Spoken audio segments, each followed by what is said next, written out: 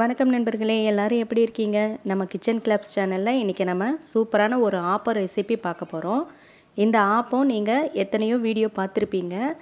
இந்த வீடியோ பார்த்தீங்கன்னா உங்களுக்கு ஒரு சின்ன சின்ன டிப்ஸ் எல்லாம் கூட இருக்கும். அந்த டிப்ஸ் படி நீங்கள் செஞ்சீங்கன்னா கண்டிப்பாக உங்களுக்கும் ஆப்பம் நல்லா வரும். இதில் நீங்கள் இந்த மாதிரி அளவு டம்ளரில் எந்த டம்ளர் வேணாலும் எடுத்துக்கோங்க. நான் வந்து இந்த நடு சைஸ் டம்ளர் நான் எடுத்திருக்கேன். இந்த டம்ளரில் வந்து தலை தட்ட அரிசியை நம்ம எடுக்கணும். இது வந்து பச்சரிசி.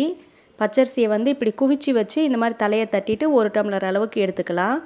எதுக்காக இப்படி தலையை தட்டிட்டு எடுக்கிறோம் அப்படின்னு பார்த்தீங்கன்னா, நம்ம அடுத்து சேர்க்குற உளுந்து அரிசி எல்லாம் வந்து இந்த தலையை தட்டின அளவுக்கு தான் எனக்கு தெரியும். நம்ம குமிச்சு வைக்கிற மாதிரி எடுத்தால் அதோட அளவுகள் எல்லாம் மாறும். எந்த டம்ளரில் நம்ம பச்சரிசி அளக்குறோமோ அதே டம்ளரில் 1/4 டம்ளருக்கு கீழே இருக்கிற மாதிரி உளுந்தும் சாதாரணமாக நம்ம சாப்பாடு செய்கிற யூஸ் பண்ணுற அரிசியும் போட்டுக்கணும். நல்லா பார்த்தீங்கன்னாவே தெரியும், அரிசியும் உளுந்து டம்ளருக்கு உள்ளே இருக்கிற மாதிரியே இருக்கணும். 1/4 டம்ளரை கூட தொடக்கூடாது. 1/4 டம்ளருக்கு கீழே இருக்கிற மாதிரி இருக்கணும். ஒருவேளை பெரிய டம்ளராக எடுத்திங்கன்னா வெந்தயம் மட்டும் கொஞ்சம் சேர்த்திக்கோங்க. ரொம்ப அதிகமாக சேர்க்கணும் அப்படின்னு இல்லை. இதை வந்து அப்படியே நம்ம ஒரு கழுவிட்டு தண்ணியில் ஊற வச்சிடலாம். கிட்டத்தட்ட 2லேருந்து 3 மணி நேரம் ஊறுனா கரெக்டாக இருக்கும். அட்லீஸ்ட் ஒரு 2 to 2.5 மணி நேரமாச்சு நல்லா ஊறி இருக்கணும். இந்த அளவுக்கு ஊறி இருந்தால் போதும். நான் வந்து இது மிக்சியில் தான் சேர்த்து அரைக்கிறேன். ஆப்பத்துக்கு அடுத்தது முக்கியமானது என்னென்னு பார்த்தீங்கன்னா இந்த தேங்காய் துருவல். சரி, நீங்கள் டம்ளரில் தான் நான் அரிசி அளந்து காமிச்சிங்க, ஆனால் சிரட்டையில தேங்காய் துருவல் வச்சுருக்கீங்க, எனக்கு எப்படி அளவு தெரியும் அப்படின்னு நீங்கள் கேட்கலாம். இது வந்து உங்களுக்கு கரெக்டாக அளவுப்படி நான் சொல்லணும் அப்படின்னு பார்த்தீங்கன்னா, நம்ம எடுத்துருக்கிற அரிசியில் பாதி அளவுக்கு தேங்காய் துருவல் சேர்த்துனா சூப்பராக வரும். அரிசியை ஊற வச்ச தண்ணியை இப்போ நான் சேர்க்குறேன். இது வந்து அரிசியும் தண்ணியும் சேர்ந்த மாதிரி வரும் பாருங்கள், அப்போ அப்படியே நிறுத்திடுங்க. இது சரியான அளவில் அரைக்கிறதுக்கு கரெக்டாக இருக்கும். நீங்கள் இட்லிக்கு மிக்சியில் அரைக்கிற மாதிரி இருந்தால் கூட அரிசியை விட தண்ணி கொஞ்சம் உள்ளே இருந்துச்சுனாக்கா கெட்டியான மாவாக கிடைக்கும். அரிசியும் தண்ணியும் ஒரே அளவில் இருந்துச்சுன்னா நம்ம மேற்கொண்டு தண்ணி கலக்க வேண்டாம், அந்த அளவுக்கு கரெக்டான அளவில் இருக்கும். அரிசிக்கு மேலேயா தண்ணி இருந்துச்சுன்னா நல்ல தண்ணி பதமாக இந்த நீர் தோசைலாம் செய்வோம்ல அந்த மாதிரி பதத்துக்கு அரைக்கிறதுக்கு கரெக்டாக இருக்கும். மாவு வந்து இந்த அளவுக்கு அப்படியே நைஸாக இருக்கணும். தேங்காய் சேர்த்து அரைச்சதுனால மாவு கொஞ்சம் நைஸாக தான் இருக்கும்.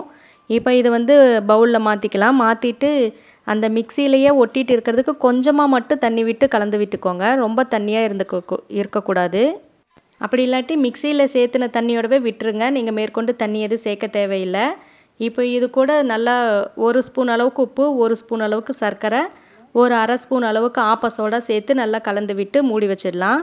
இது இப்போ வந்து கரெக்டாக ஒரு 10:30 மணிக்கு நான் மூடி வைக்கிறேன். நைட்டு ஒரு 7 மணி வாக்கில் நல்லா புளிச்சு வந்துடும். பாருங்கள், உங்களுக்கு பார்த்தாவே தெரியும் எந்த அளவுக்கு மாவு அப்படியே புளிச்சு வந்திருக்கு அப்படின்னு சொல்லிட்டு. 3 விஷயம் மட்டும் நல்லா நோட் பண்ணிக்கோங்க.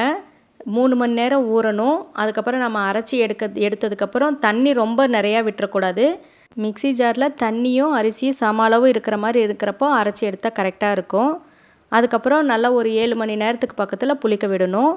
இப்போ வந்து நம்ம அதை நல்லா மேலாப்பில் அப்படியே நல்லா கலந்து விட்டுட்டு ஆப்பம் சுற்ற ஆரம்பிச்சிடலாம். ஒருவேளை உங்களுக்கு தேங்காய் சேர்த்து அரைக்க விருப்பம் இல்லாட்டி அரிசிக்கு சொன்ன அளவுப்படி மட்டும் நீங்கள் அரைச்சி எடுத்துக்கலாம்.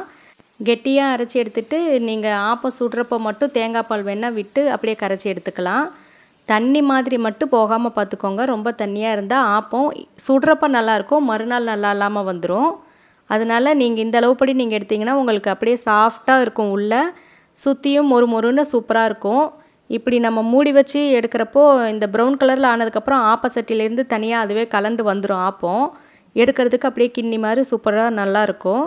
நீங்களும் இந்த மெத்தட் படி செஞ்சு பாருங்கள். உங்களுக்கு இந்த ஆப்பத்தை பற்றி ஏதாச்சும் டவுட் இருந்துச்சுன்னா ப்ளீஸ் எனக்கு கமெண்ட்டில் கேளுங்க, நான் உங்களுக்கு சொல்கிறேன். தேங்காய் சேர்த்து அரைச்சதுனால உங்களுக்கு கெட்டு போயிடுமோ அப்படின்னு தோணலாம். அப்படிலாம் இல்லை. காலையில் அரைச்சாக்கா நைட்டும் மறுநாள் காலையிலக்கேன்னு 2 டைம் நம்ம ஆப்பம் சுட்டுக்கலாம். தேங்காய் பால், பாயா, வெஜிடபிள் ஸ்டியூ, இந்த தேங்காய் சம்பல் இதெல்லாம் வச்சு சாப்பிட்றப்போ ஆப்பம் சூப்பராக இருக்கும்.